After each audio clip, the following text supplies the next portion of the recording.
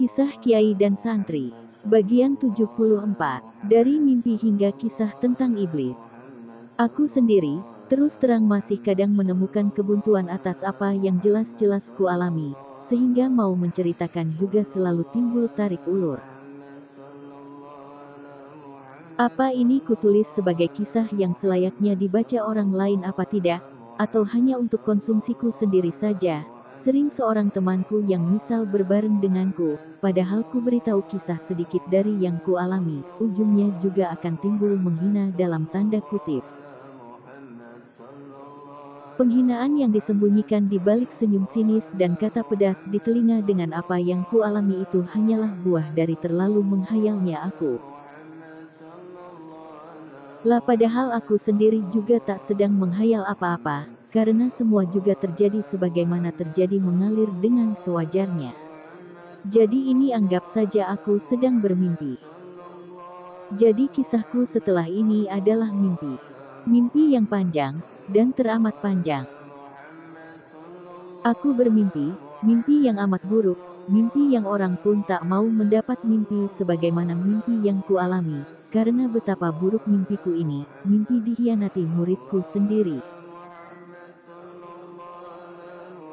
Dan muridku itu lantas membayar banyak dukun santet, yang tak peduli, siang, malam, terus-terusan menyerangku dengan ilmu santet, kepada keluargaku, dan juga kepada para muridku yang lain. Jadi ingat guruku yang sudah ogah-ogahan menerima murid, karena banyak sekali pengalaman beliau dikhianati muridnya, bukan hanya 1-2, tapi sampai ribuan yang mengkhianatinya. Sementara aku baru 1-2, sudah terasa berat. Kadang dalam diri juga timbul tak percaya, walau jelas-jelas dikhianati, tapi dalam batin, menelisik apa yang kulakukan kurasakan tak benar, padahal yang kulakukan kurasakan benar-benar saja, juga tak menyalahi agama, dan aturan syariat. Kok ya aku dikhianati? Dicari celah juga tak akan ketemu, karena mungkin di mataku sendiri, aku merasa selalu benar, juga belum tentu di mata orang lain. Kembali ke mimpi malam yang tak habis. Aku bermimpi, para jin dari segala penjuru bumi datang berduyun-duyun padaku, dari segala penjuru. Dari bumi lapis 7 ke bawah, dan dari langit lapis 7 ke atas, dari jin yang tinggal di kayangan, ada yang berbentuk gareng, semar, bahkan kera beraneka kera, bahkan ada yang berbentuk kera putih. Semua berbondong-bondong masuk Islam, atau ingin ku Islamkan. Suasana jadi masukkan Islam jin. Dan terus datang silih berganti, sementara itu juga serangan para dukun santet juga memberondongku dari segenap penjuru. Di mimpi, datang juga Nabi Sulaiman bin Daud, beliau memberikan cincin gaib di jariku, namanya juga sudah mimpi dan gaib lagi, ya jelas makin gak ada wujudnya. Lalu memakaikan aku mahkota, aku pakai saja, karena gaib, aku sendiri tak tahu aku ini memakai atau bukan.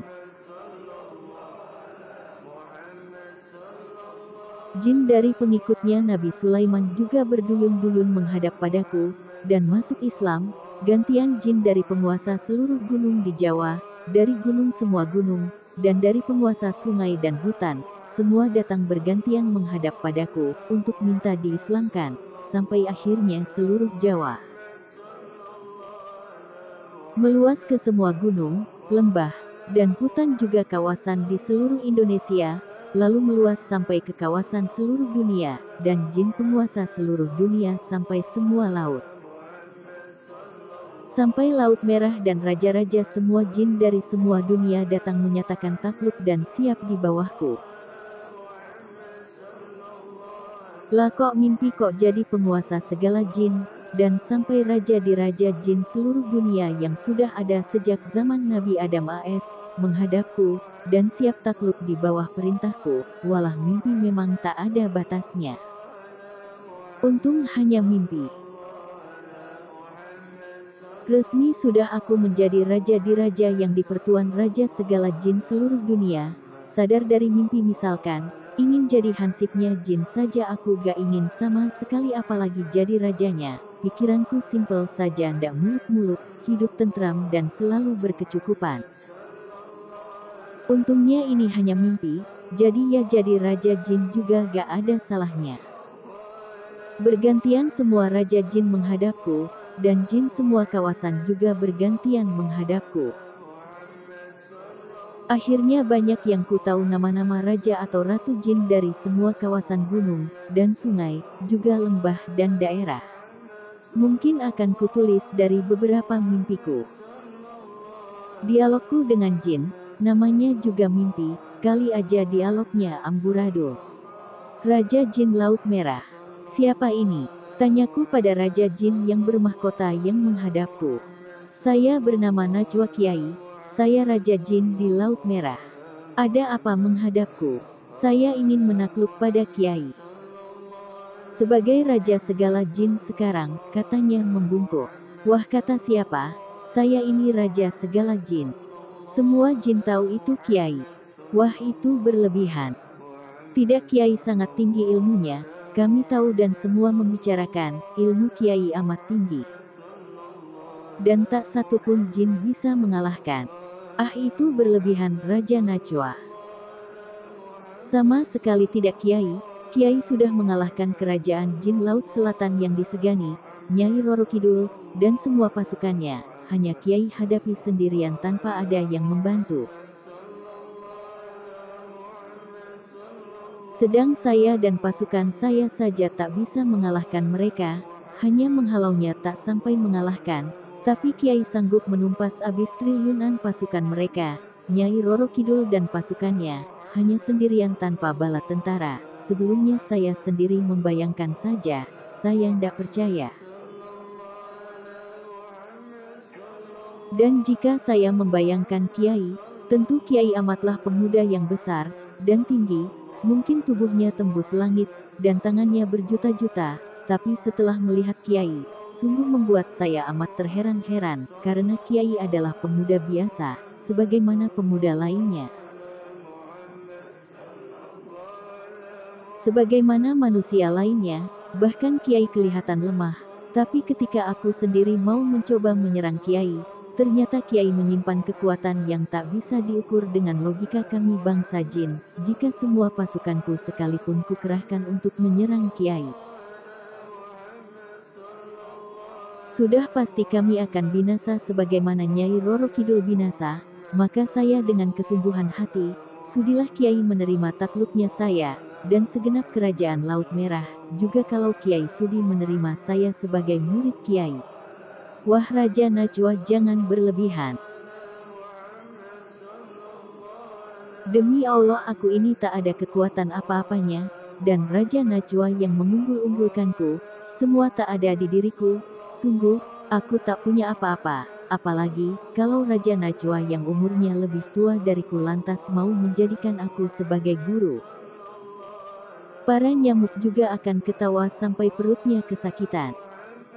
Sudah tinggi ilmu, masih saja tidak sombong, mau kan Kiai menjadikan aku yang bodoh ini menjadi murid. Hehehe, Raja Najwa.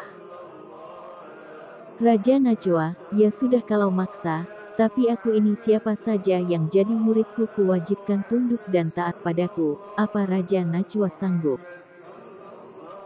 Saya siap taat, kalau Kiai perlu, silahkan saja panggil saya, silahkan perintahkan pada saya akan siap menjalankan perintah Kiai.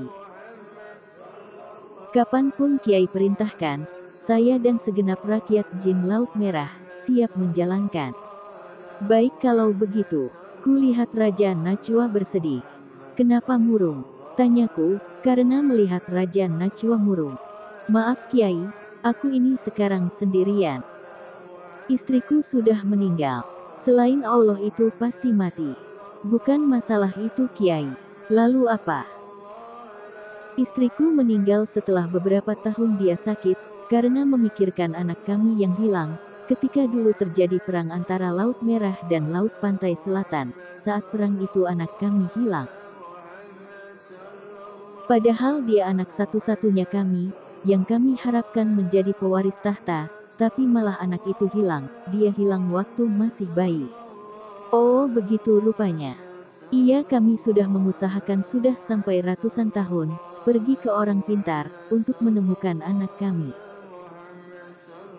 Tapi tetap saja anak kami tak kami temukan, sampai istriku juga akhirnya amat sedihnya jadi akhirnya sakit dan meninggal. Tiba-tiba tanganku seperti ada yang menggerakkan, dan mengambil sesuatu. Lalu mulutku berbicara, "Apa ini anakmu Raja Najwa?" "Hah, benar Kiai, ini anakku, ini pakaian yang dia pakai, juga selimutnya, masih utuh, subhanallah, tak salah Kiai memang orang yang sakti, padahal selama ini saya mengusahakan untuk mencarinya ke segala penjuru. Kami tanyakan ke orang-orang pintar dari kalangan kami dan manusia, tapi tak juga ketemu, sedang Kiai hanya menggerakkan tangan sedikit, dan anakku sudah ada di tangan Kiai. Maha besar Allah yang menciptakan orang-orang yang dianugerahi kelebihan, terima kasih Kiai, kata Raja Najwa sambil mengguguk menangis, dan sujud-sujud di depanku. Sudah, Raja Najwa, jangan berlebihan. Oh ya Allah, Maha Agung. Terima kasih ya Allah, Engkau mengirimkan anakku lewat tangan mulia kekasihmu. Sudah Raja Najwa, ini anaknya diberi makan, kataku sambil memberikan bunga dari alam khayalku. Dan diterima Raja Najwa, lalu diberikan kepada anaknya dan dia terkejut sekali, karena menurutnya anaknya jadi membesar. Bisa jalan langsung yang asalnya bayi, dan bisa sebesar ayahnya. Oh Kiai, selama aku hidup tak pernah kulihat keajaiban sedahsyat ini, Maha besar Allah, tak heran kalau Kiai itu jadi raja segala jin, karena Kiai punya banyak keajaiban, tak percaya rasa mataku melihat. Kiai, saya ingin pulang dulu, nanti kalau Kiai ingin memanggilku, silahkan saja Kiai panggil, saya akan siap diperintah apapun oleh Kiai. Ya, silahkan Raja Najwa. Raja Najwa dan anaknya segera pergi. Raja Jin Brunei Darussalam. Mimpi masih berlanjut.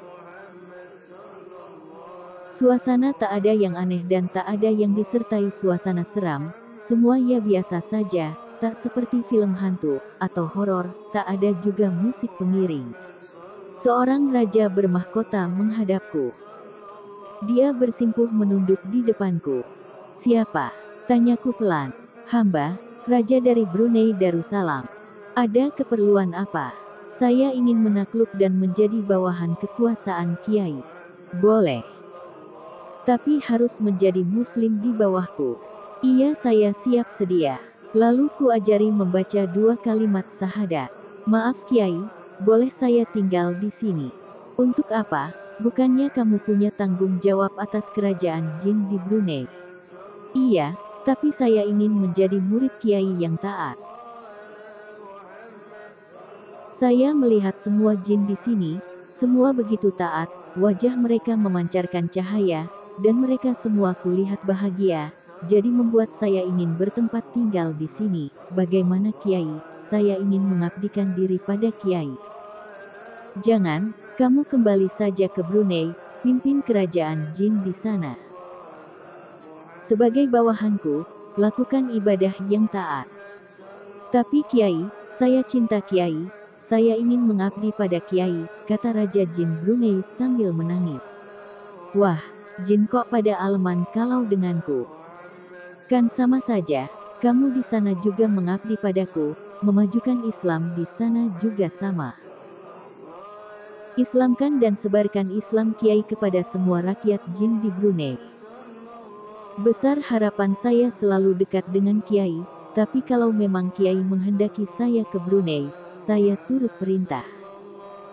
Raja Jin Brunei segera berlalu pergi setelah meminta izin sebentar tinggal di sudut majelis. Untuk bisa menatapku agak lama, permintaannya kok ya aneh-aneh saja, lalu datang Raja Jin dari Mesir, dan Arab Saudi. Sampai datang raja segala raja jin yang sudah hidup sejak zaman Nabi Adam. Siapa ini? Tanyaku. Saya Muhammad Tolhah, Raja Segalan Jin, dari penjuru bumi, semua jin tunduk kepadaku, karena usiaku di atas Nabi Adam. Wah, berarti sudah teramat tua sekali. Iya Kiai. Tapi ilmuku tak ada seujung kuku dari ilmu Kiai. Wah, jangan berlebihan seperti itu, malah aku tak ada ilmunya sama sekali. Sudah kukira jawaban Kiai seperti itu, Kiai saya ingin menjadi bawahan Kiai, boleh kan? Raja Tolhah, bukankah kamu raja segala jin di seluruh dunia, bagaimana mungkin akan menjadi bawahanku? Kekuasaan Kiai di atas saya hanya raja jin di dunia, sementara Kiai menjadi raja jin 7 lapis bumi, dan 7 lapis langit, sewajarnya kalau saya tunduk dan taat pada Kiai. Dan kalau boleh saya mohon diangkat Kiai menjadi murid Kiai. Hahaha, Raja Tolhah kan jin umurnya yang sudah ratusan juta tahun, bagaimana akan menjadi murid saya yang muda ini? Hahaha, nanti semua jin akan mentertawakan. Tak ada jin yang berani mentertawakan Kiai. Wah, aku ini orang biasa. Tidak semua jin tahu, jin yang mempunyai pandangan jauh, semua tahu Kiai siapa. Memangnya aku siapa? Aku orang yang ndak punya apa-apa. Saya tak boleh mengungkapkan Kiai, yang jelas semua tentara langit tunduk atas perintah Kiai. Wah, jangan berlebihlah Raja Tolhah. Kiai saya siap diperintah sama Kiai, kerajaan saya bersebelahan dengan Raja Jin Saudi Arabia. Dekat di Masjidil Haram, jika Kiai ke Makkah, akan kami sanggup dan kami sediakan tempat yang mulia.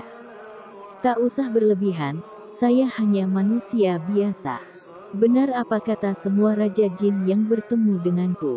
Apa kata mereka? Kiai orang yang ilmunya sulit diukur, dan tak tahu sampai di mana.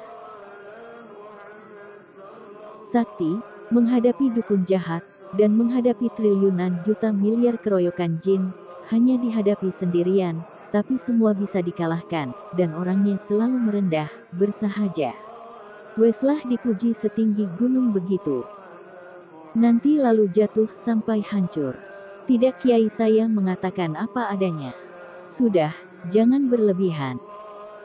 Silahkan Kiai perintahkan apa, akan saya laksanakan. Apa perlu, rumah Kiai akan saya bawa ke Makkah. Dan Kiai tinggal di sana. Ah, tak usah, di sini saja. Silahkan jika Kiai ingin memerintahkanku, silahkan memanggilku. Ya nanti. Baik Kiai saya mohon diri. Raja segala jin pun segera berlalu. Mimpi kok ya aneh-aneh. Panjang amat kalau diceritakan. Mengislamkan jin. Seperti sudah keseharian yang tak aneh, tapi kejadian-kejadian yang kualami kadang juga membuatku menjadi takut terjerumus ke lembah kesesatan, yang nyata saja sering menipu, dan banyak tipuan di dalamnya, apalagi yang gaib. Ketakutan yang kualami sangat mendasar bagiku.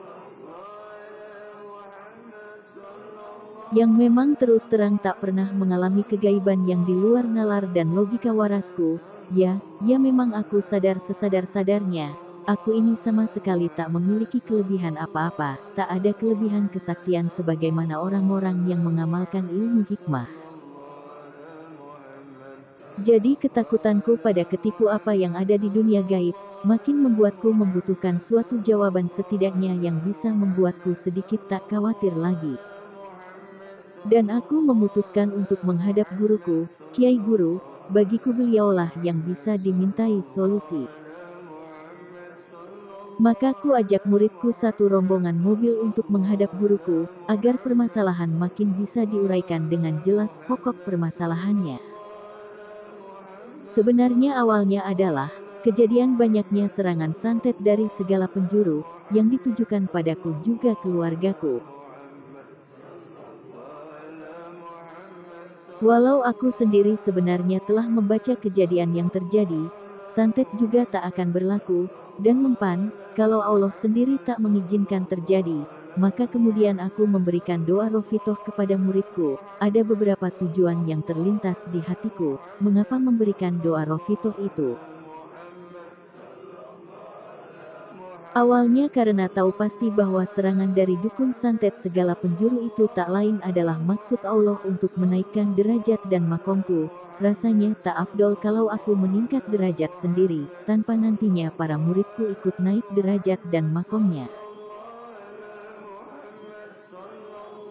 Maka solusinya agar ikut terangkat derajatnya adalah dengan memberikan doa Rofitoh, yang mana dengan doa itu para muridku akan merasakan akan apa yang kurasakan. Dengan sendirinya, juga akan menaikkan level para muridku, mengikuti levelku, sehingga jika aku nantinya kuajak membahas masalah rumit, mereka akan tahu dan mudah mencerna penjelasan yang kuberikan. Doa Rofitoh pun ku gelar di muridku, dan praktis mereka akan merasakan apa yang kurasakan. Santet yang menyerangku dari segala penjuru, otomatis mereka akan merasakan ujian yang kurasakan, walau sedikit, setidaknya mereka merasakan. Dan terangkat derajatnya.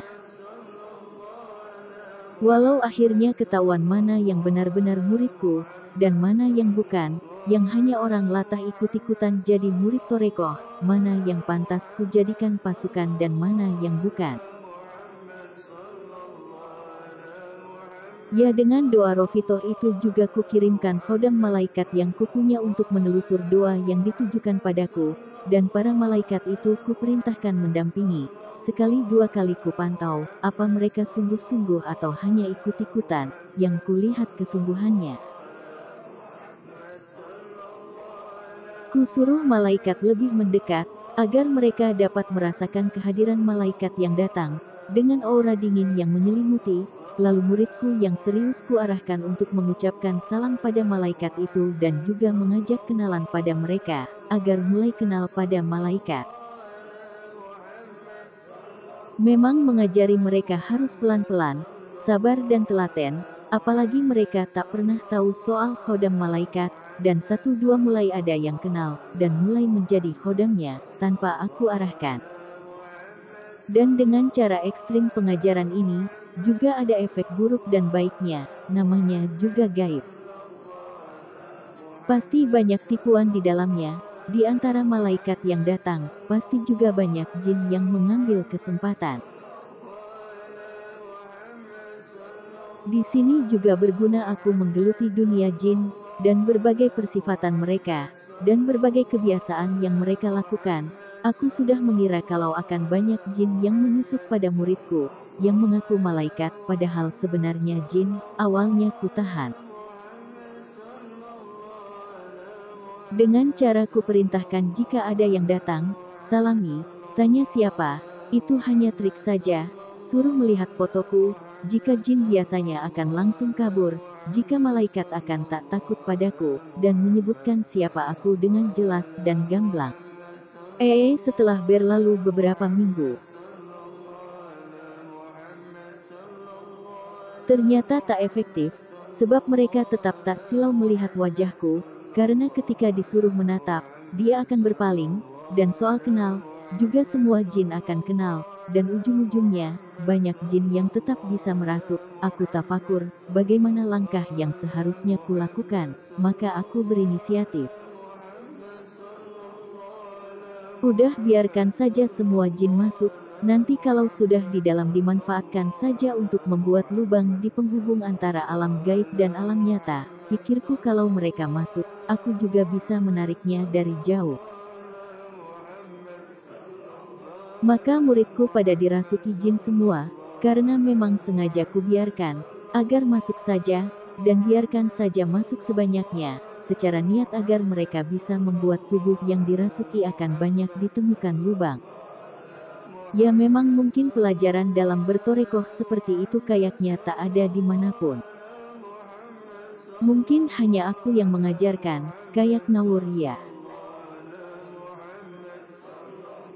Ya memang kelihatannya ngawur, tapi sebenarnya sudah kususun secara rapi. Anak muridku banyak yang dirasuki jin, di mana-mana dirasuki jin, tapi beda dengan anak sekolah kerasukan loh. walau yang merasuk sebanyak jutaan jin, tapi orang yang dirasuki sama sekali tak akan kenapa-napa.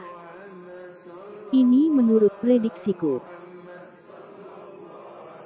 Dan ternyata prediksiku agak meleset, walau tak fatal, setidaknya meleset, dan membuatku kebingungan juga ketika itu apa solusi yang harus kubuat selanjutnya. Aku sama sekali tak berpikir jauh, walau sudah kupikirkan jauh sekali ke depan.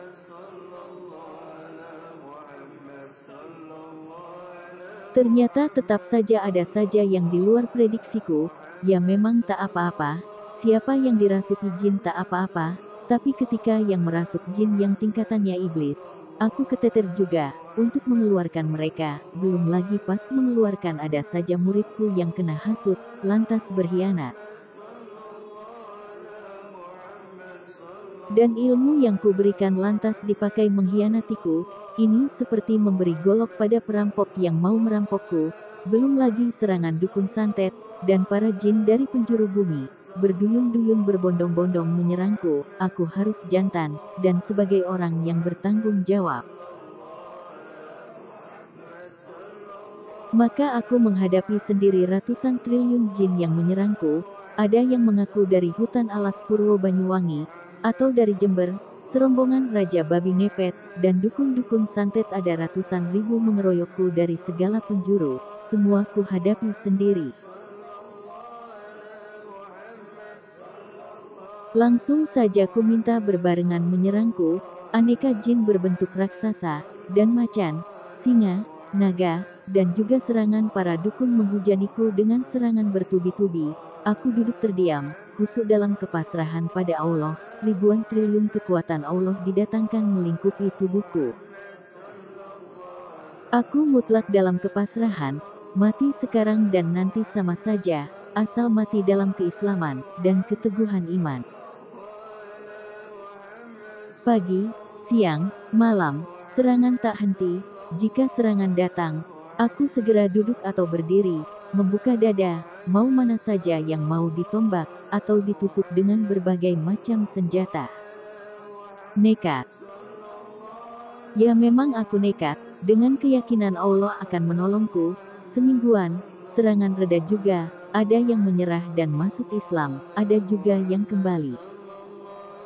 Memang harus aku yang menghadapi sendiri, aku seperti panglima yang sendirian maju ke medan laga, dan memberi contoh.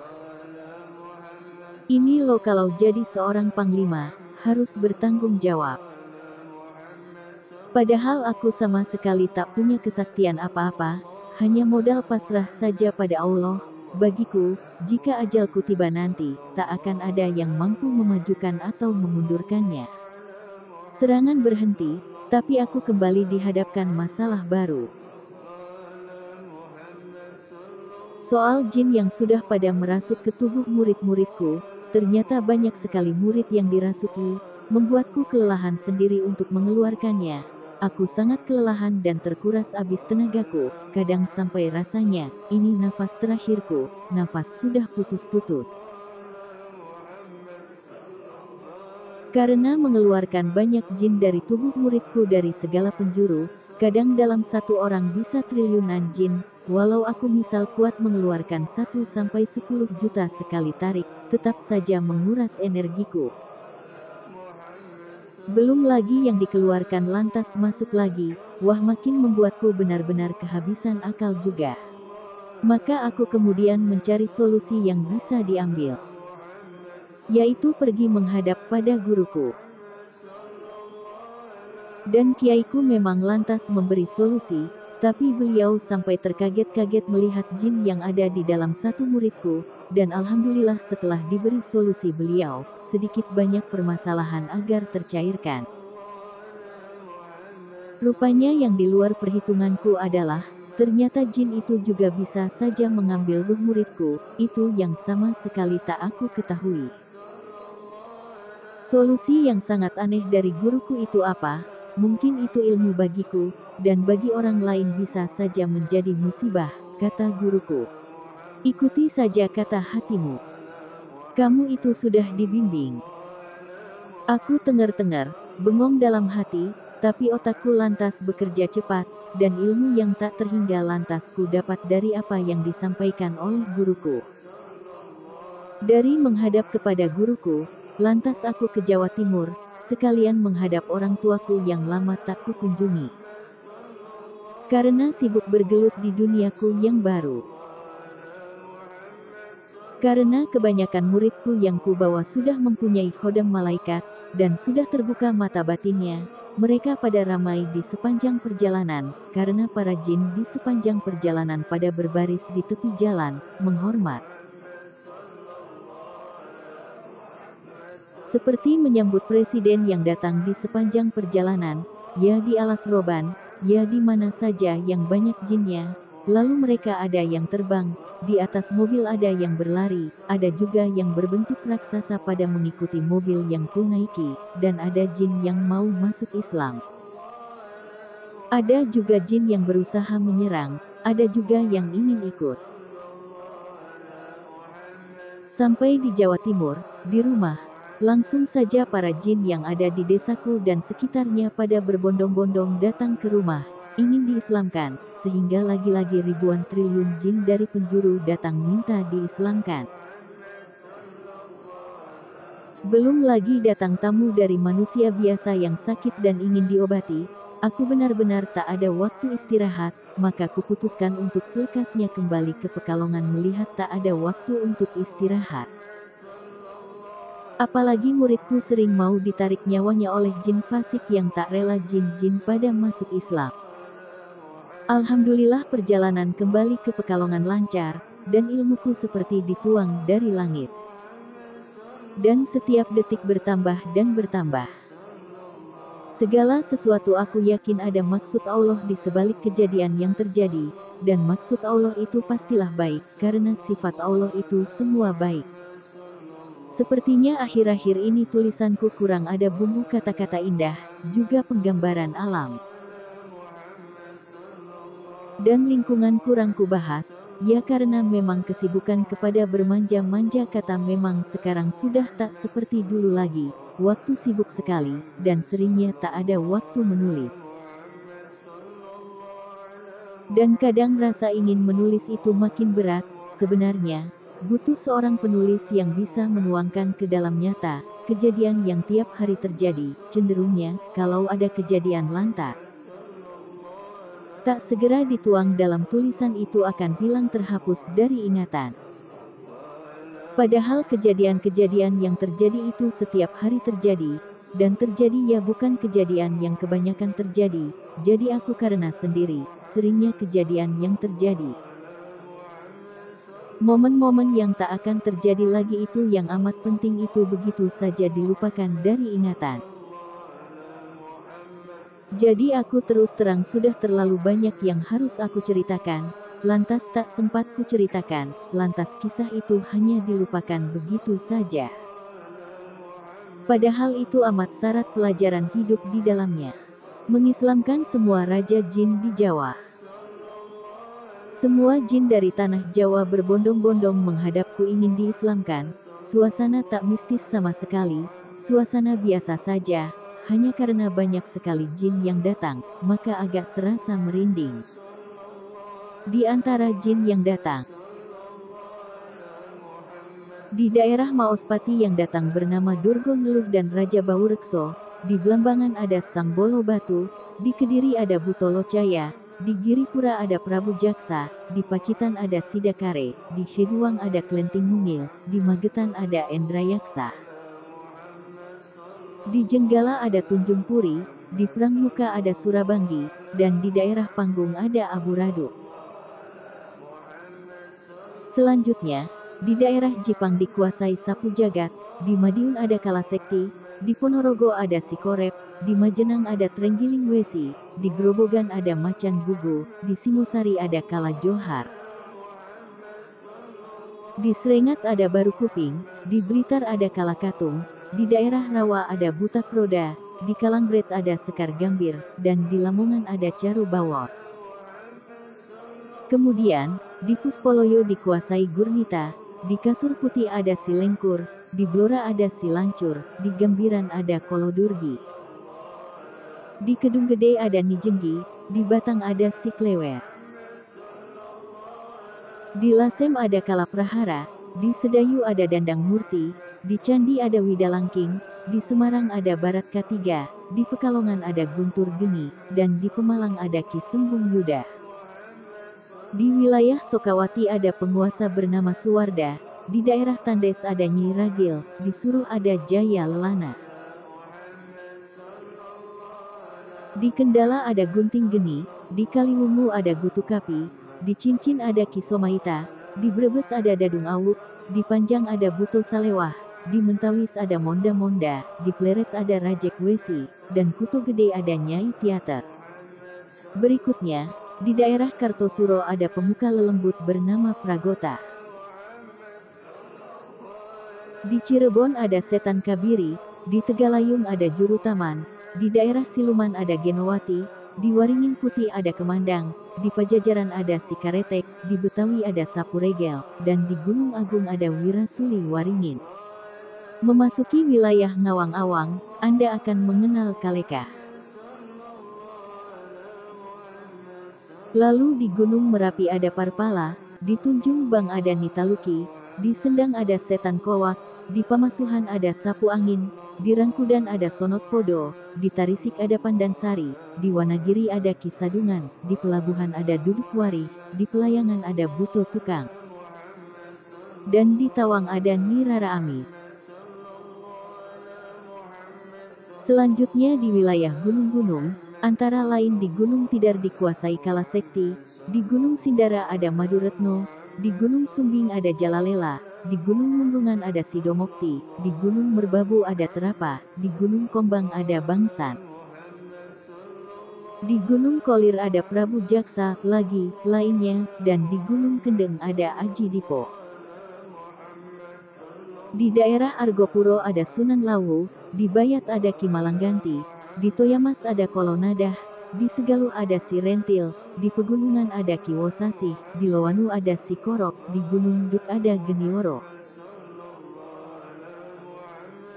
Di Parangtritis ada Mbok Bereng, di Purbalingga ada Dremba Moha, di Karangbolong ada Si Kreta, di Banarawi ada Si Belen, di Jenu ada Karungkala, di Pengging ada Banjaran Sari, di Dungwinong ada Andonsari, di Bagelen ada Ki Kondrolatu, dan di Gunung Kendalisada ada Hetek Putih.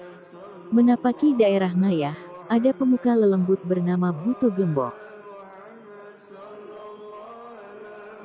Di Demak ada Rara Denok, di Tuban ada Si Batilhi, di Talsanga ada Jual Pasal, di Tremas ada Si Kujang, di Trenggalek ada Nyai Kuring, di Cemorosewu ada Si Kuncung, di Bentongan ada Kaladadung, di daerah Taji ada Asmoro, di Kudus ada Bagus Anom, di Imogiri ada Manglar Mungo, di Gading ada Ki Puspogati, dan di daerah Kartika ada Cucuk Dandang. Di Sungai Opa ada Songgabuana, di Pejarakan ada Pak Keyek, di Kali Bening ada Cincinggolong, di Dahrama ada Korowelang, di Warulandeyan ada pasangan Ki Daruna dan Nyi Daruni, di Alas Roban ada Bagus Karang. Di Pasujayan ada Udan Riris, di Dalepi ada Wodonongga, di Kadunggarunggung ada Si Gadung, di Karabean ada Citranaya, di Majaraga ada Genapura, di Juwana ada Logenjeng, dan di Rembang ada Bajul Bali. Menapaki daerah Wirasaba, di sana ada penguasa Silondir. Di Madura ada Buta Carigis, di Matesi ada Jaran Panoli, di Pecangakan ada Si Gober, di Jatisari ada Danapi, di Jatirnalang ada Obarabir, di Lodaya ada Haryo Tiron, di Pening ada Sarpa Bongsa, di Pesayangan ada Udan Gelap, di Tegil ada Buto Gigis, di Grenggeng ada Caping Wari, di Penawangan ada Gutukwatu, dan di Tengger ada Nyi Otarwiyah. Kemudian, di Wiradesa ada Gusti Geni, di Penarukan ada Setan Korokran, di Randulawang ada Rara Dumik, di Mentahang ada Retno Pengasih, di Prambanan ada Buto Kepala, di Gunung Wilis ada Mbok Sampur. Di Gunung Gajah Mungkur ada Raden Gelanggangiati, di Tal Pegat ada Si Gedruk, di Ngembel ada Raden Panji, di Pagerwaja ada Raden Kusumoyudo, di Kacangan ada si Pentul, di Pucabakan ada dodol kawit, dan di Jepara ada si Kuntung. Di daerah Pati ada Gambir Anom, di Ngeremo ada Tambak Suli. Di Delanggu ada Yuda Paksa, di pesisir ada Butokala, di Kadilangu ada si Kecubung, di daerah Jenar ada Nini Gelu, di Banjarsari ada Kelabang Curing, di Watukura ada Talengkung, di Talrukmi ada si Kuris, di Semeru ada Pujongga dan Pujonggi, di Ardibaita ada Bancuri dan Bancuring. Serta di Tegalpat ada si Bedrek. Di Subang ada si Lowar, di Kuwu ada Ondar Andir, di Comal ada si Barandang, di Duduk Jalmi ada si Kaluntung, di Tegala Pasir ada si Jalilung, di Tuntang ada Kalangadang, di daerah Bocor ada si Kuru, di Petanahan ada Singanada, di Cilacap ada Teloh Brojo. Di Nusa Barong ada Buratwangi, di Singgela ada Kinayadipa, dan Weleri ada si Dulit. Di wilayah Pringtulis ada Udan Geni, di Kandang Wesi ada Gendir Diyu, di Kejayan ada Barukin, di Jeruk Legi ada Dirgabu, di Nusa Kambangan ada Mahesa Kuda, di Mancingan ada Rara Dulek. Di Gua Langse ada Raja Putri, dan di Paranggodang ada Raden Arya Jayeng Westi. Untung aku pakai metode, jika jin yang datang belum triliunan, maka aku belum mau mengislamkan, kecuali sudah berkumpul triliunan jin, maka satu jinku minta jadi wakil jin yang lain masuk ke dalam tubuh mediator. Sehingga hanya dia yang menirukan secara langsung bacaan syahadat, sehingga proses pengislaman jin cepat dan efektif, dan pengislaman jin lebih tak memakan waktu banyak. Tak akan semua dialog jin masuk Islam kutulis, hanya beberapa, untuk kisah saja. Sebab hampir semua dialognya sama.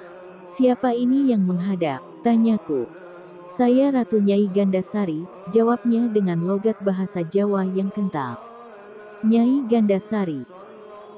Yang pernah menyerang kiai itu yang menjadi muridnya Sunan Gunung Jati. Bukan Pak Kiai, beda, saya dari Keraton Yogyakarta. Oh, pantesan berbicara bahasa Jawa. Nyai Ratu, kok dipanggil Ratu, apa Nyai yang menguasai keraton? Benar sekali Kiai, maaf baru bisa menghadap sekarang. Karena di keraton sibuk, ya. Ya gak apa-apa. Yang dibawa ada berapa orang? Banyak Kiai, semua prajurit jin keraton Jogja. Oh ya, kenal dengan jin yang di Malioboro. Kenal sekali Kiai, itu sekarang kok yang dilakukan bukan lagi gending Jawa. Loh apa yang dilakukan? Tanyaku heran. Yang dilakukan ayat-ayat Quran, saya sempat heran, lalu saya tanya, apa yang dibaca kok sejuk didengar? Jawabnya ayat Quran, Pak Kiai yang mengajari, mendengar itu saya ingin sekali sowan ke sini. Tapi saya ndak berani. Wah kenapa ndak berani? Kiai orang besar saya hanya penguasa kerajaan kecil, tak pantas menghadap Kiai. Walah. Saya orang biasa Nyai. Ndak Kiai, saya saja ndak berani melihat Kiai. Loh kenapa? Saya silau Kiai. Di seluruh tubuh Kiai banyak sekali malaikatnya. Nyai Gandasari sudah Islam. Hehehe, sudah Kiai, tapi Islam-Islaman. Ya ndak apa-apa, nanti diislamkan lagi. Oh ya kalau penguasa keraton Solo, namanya siapa? Itu Ki Ajeng. Apa dia tak ikut menghadap? Dia juga takut menghadap Pak Kiai. Walah kok pada takut tuh, coba panggil sekalian dia menghadap. Maka dipanggillah Ki Ajeng. Dan tanpa banyak kata keduanya beserta pengikutnya ku islamkan. Dan ku minta supaya kembali ke kerajaan masing-masing. Datang berbondong-bondong jin dari ujung kulon. Siapa ini? Tanyaku. Kami dari ujung kulon Kiai. Wah banyak juga. Kalau di ujung kulon. Sering melihat Kiai kalau ke Banten. Sering sekali Kiai, tapi kami tak berani menyapa. Kenal sama Nyai Mayang Sari, penguasa laut ujung kulon. Kenal Kiai, beliau baik. Kami bersahabat. Apa dia tak ikut hadir? Tidak Kiai, beliau tak berani menghadap kalau tidak dipanggil Kiai. Oh, coba panggil ke sini, diperintah menghadap Kiai. Nyai Mayang Sari sebentar kemudian sudah datang, dan ku minta masuk saja ke mediator.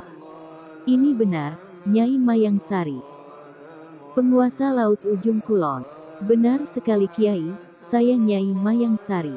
Nyai Mayang Sari sudah Islam. Alhamdulillah sudah Kiai, tapi kalau boleh saya ingin masuk lagi ke Islamnya Kiai, dan menjadi muridnya Kiai. Boleh kan Kiai? Boleh saja, mari tirukan saya mengislamkan. Lalu kutuntun para jin dari Ujung Kulon dan Nyai Mayang Sari untuk masuk Islam. Setelah ku Islamkan lalu ku perintah untuk kembali ke wilayah masing-masing. Ada tamu dari Bojonegoro, daerah Padangan. Jadi ingat Bengawan Solo, sering banjir, ku panggil jin penguasa Bengawan Solo menghadap. Assalamualaikum WB. Wah sudah Islam ya, ini jin penguasa Bengawan Solo. Benar Kiai, ada apa Kiai memanggilku? Mau kamu menjadi pengikutku? Mau sekali Kiai. Kulihat kok Bengawan Solo itu sering banjir. Bagaimana itu? Maaf Kiai, beribu maaf. Karena di sana sering diserang jin lain yang sering ingin menguasai sehingga aliran Bengawan kadang sampai berbalik. Kok bisa begitu? Ya begitulah Kiai. Sekarang masuk Islam dahulu, nanti ku beri senjata untuk mempertahankan Bengawan Solo dari serangan. Terima kasih Kiai.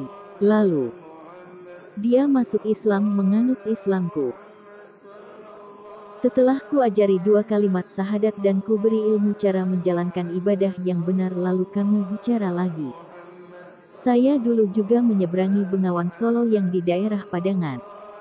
Ingat Kiai, itu kemarin Kiai. Kok kemarin?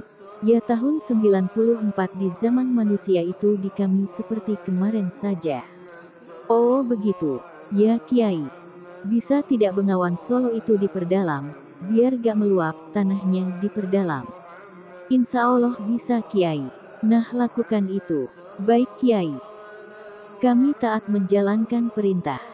Lalu penguasa Bengawan Solo mau segera pergi untuk menjalankan apa yang kuperintahkan. Yang ku lakukan itu bukan apa-apa, juga tak bernilai apa-apa, efektif atau tidaknya juga aku belum tahu. Semua masih belum bisa dipastikan apa hasilnya. Ada kabar dari Gunung Merapi.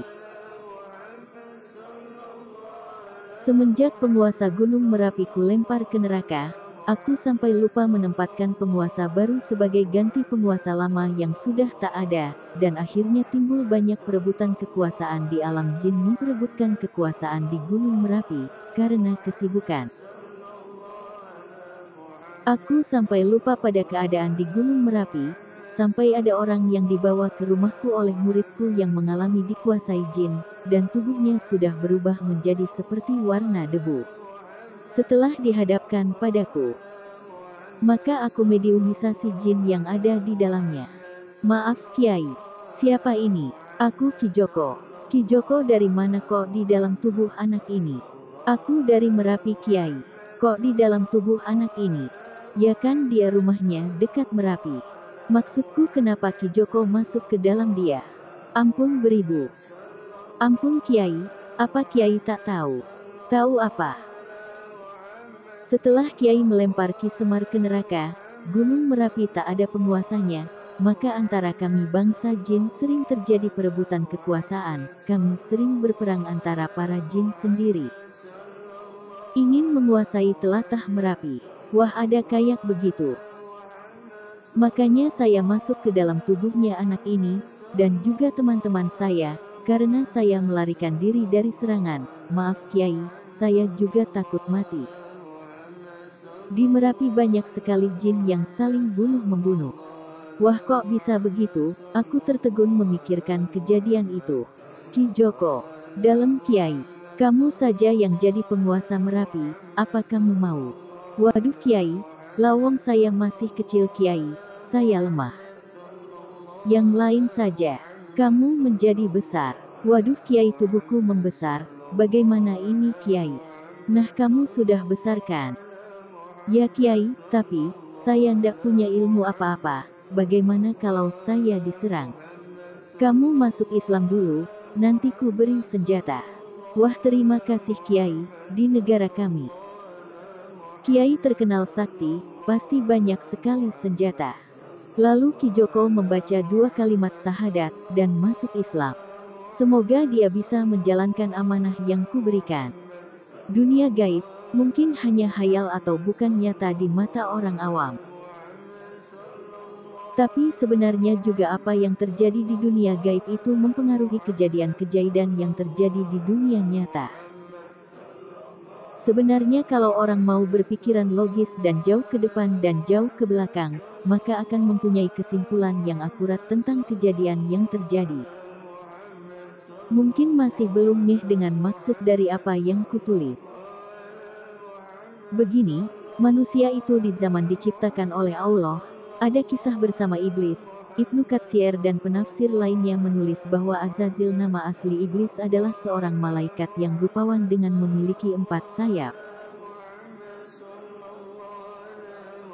Bahkan menjadi Sayyidul Malaikat sebagai pemimpin malaikat KARUBIYYIN dan juga mendapat tugas sebagai Khazin Al-Jannah, bendaharawan sorga, selama beberapa puluh ribu tahun sebelum membangkang kepada Allah. Hadis riwayat Ibnu Abbas dari Muhammad bin Ishaq, dari Kholat, dari Ibnu, atau dari Tawus, dan dari beberapa hadis yang lain. Namun kalau dihadapkan pada ayat, la ya'sunallaha ma amarohum wa yaf'aluna ma yu'marun.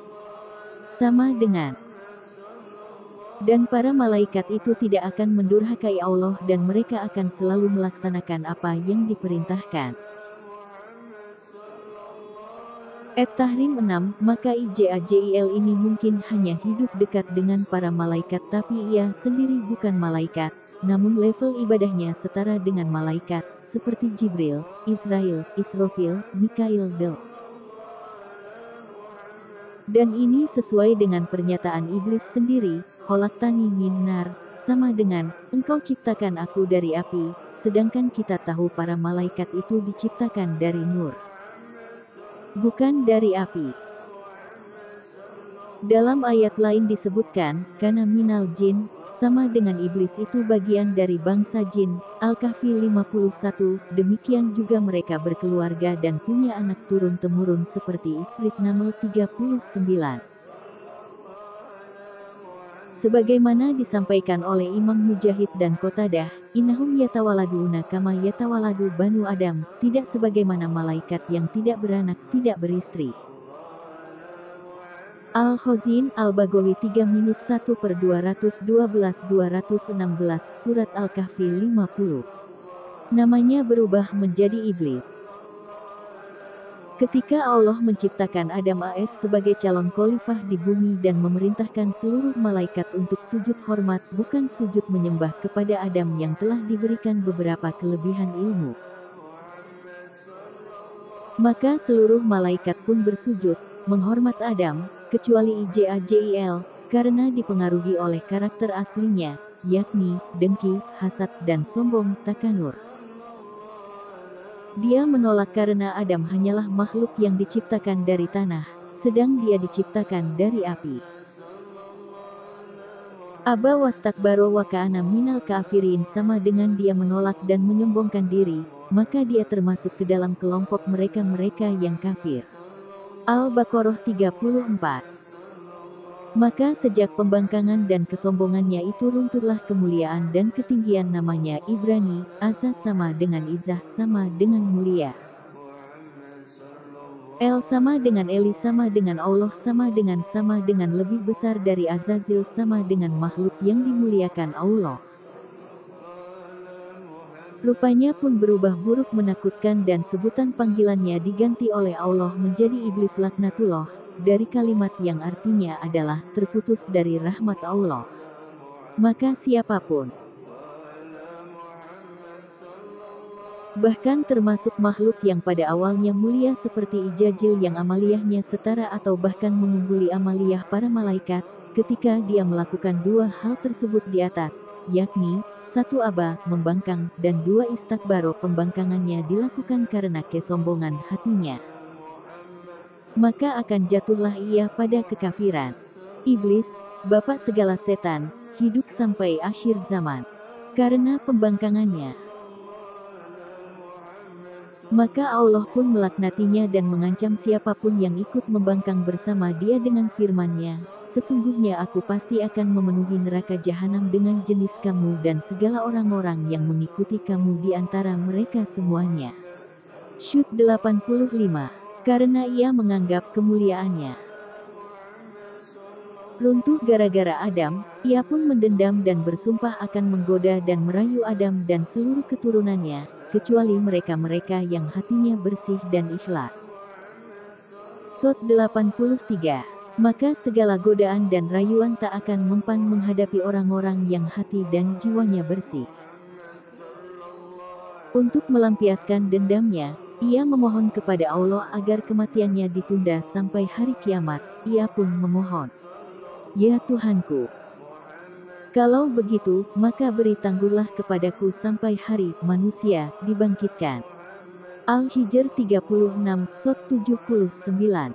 Allah mengabulkan permintaan iblis tersebut dengan firman-Nya, "Sesungguhnya kamu termasuk golongan yang ditangguhkan ajalnya sampai waktu yang telah dimaklumi, yakni hari kiamat." Qs. Sot 80-81. Demikianlah, iblis dan segala zuriatnya tak akan mati dan terus beranak pinak sampai hari kiamat tiba, dan terus-menerus tanpa kenal lelah akan menggoda dan merayu zuriat Adam. Jangan mengira kalau iblis itu ciptaan Allah yang buruk, dahulu kala. Ribuan tahun jauh sebelum manusia diciptakan. Setelah Lauhul Mahfuz, bumi, langit, surga, neraka diciptakan. Saat dimana malaikat dan iblis hidup berdampingan, dalam damai. Saat itu iblis adalah bagian dari malaikat. Wajahnya sangat tampan, sayapnya hitam berkilau, perangainya sangat baik, cerdas, rajin, sopan, juga sangat taat kepada Allah. Selalu beribadah dengan penuh keikhlasan, karena ketaatannya iblis pun menjadi makhluk kesayangan Allah saat itu. Tak hanya Allah saja, para malaikat di bumi, langit, dan arsy pun sangat menyayangi dan menghormatinya. Iblis sangat pandai. Dengan kepandaiannya itu tidak membuat dirinya sombong, dan dia tetap rajin belajar di perpustakaan langit. Semua malaikat tahu bahwa tak sembarang malaikat yang diizinkan untuk ikut membaca kitab Lauhul Mahfuz. Iblis pernah memiliki izin khusus tersebut. Dalam sebuah kitab disebutkan, karena berbagai keistimewaannya, Allah dan para malaikat memberinya lakop julukan. Panggilan kehormatan, sampai 7 nama yaitu, Al-Abid, As-Sahid, Al-Arif Billah, Al-Wali, At-Takin, Al-Khodim, Al-Wirai, Ikhlas. Malaikat di langit pertama lebih suka memanggilnya dengan nama, Al-Abid, yang berarti hamba Allah. Meskipun semua makhluk pada dasarnya adalah abid, hamba Allah, tapi saat itu hanya iblis yang menyandang gelar Al-Abid, hamba kepercayaan Allah yang paling taat. Malaikat di langit kedua memanggilnya dengan sebutan Al-Zahid, makhluk yang paling zuhud. Waktu telah membuktikan, selama 80.000 tahun sejak penciptaannya iblis bersama para malaikat terus-menerus tawaf di Baitul Makmur, Ka'bah yang ada di langit. Setelah itu, selama 40.000 tahun lamanya iblis menjabat menjadi pemimpin malaikat di surga. Kemudian iblis mengundurkan diri dari jabatannya dan menjadi penasehat selama 20.000 tahun. Iblis juga pernah beribadah bersama para malaikat arsy selama 100.000 tahun, padahal kita tahu bahwa hanya malaikat tingkat tinggi saja yang bisa naik ke arsy Allah. Tak hanya itu, iblis juga pernah beribadah dan berkumpul bersama malaikat karobiyin dan malaikat rohaniyin masing-masing selama 100.000 tahun. Hal itu tidak menyebabkan iblis menjadi sombong. Hatinya benar-benar tulus dan ikhlas beribadah kepada Allah. Malaikat langit ketiga sepakat memanggilnya Al-Arif Billah. Karena kedekatannya dengan Allah, malaikat langit keempat memanggilnya Al-Wali, kekasih Allah. Bila Allah memanggil, "Ya Wali, wahai kekasihku," tak ada satupun makhluk yang berani menjawab kecuali iblis, karena mereka tahu hanya iblislah yang dimaksud.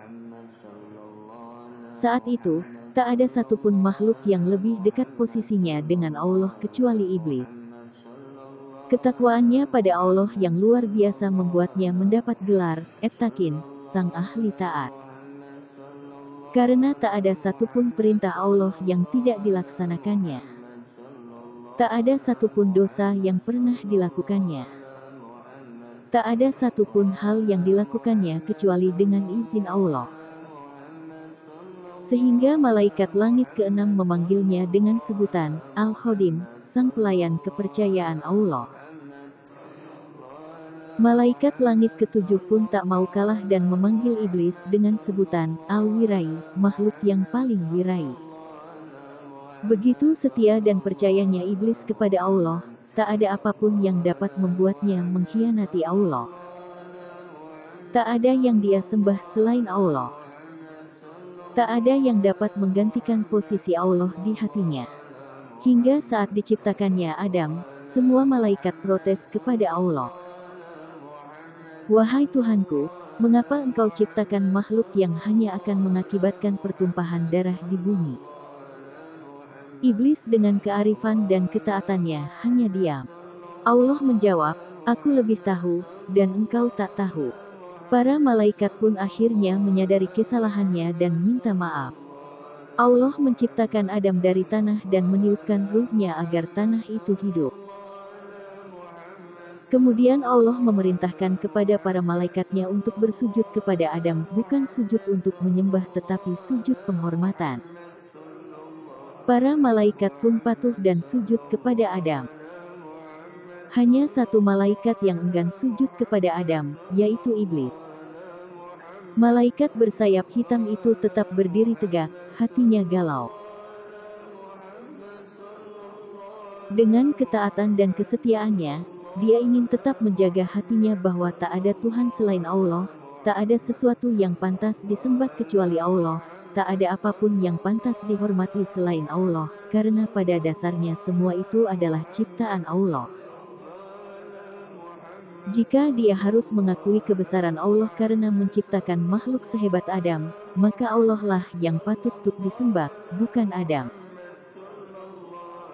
Hatinya ingin memberontak, "Wahai kekasihku, Tuanku, begitu teganya dirimu menyuruhku untuk menyembah kepada sesama makhluk." Melihat hal itu, Allah pun bertanya kepada iblis, "Mengapa engkau tidak sujud, wahai iblis?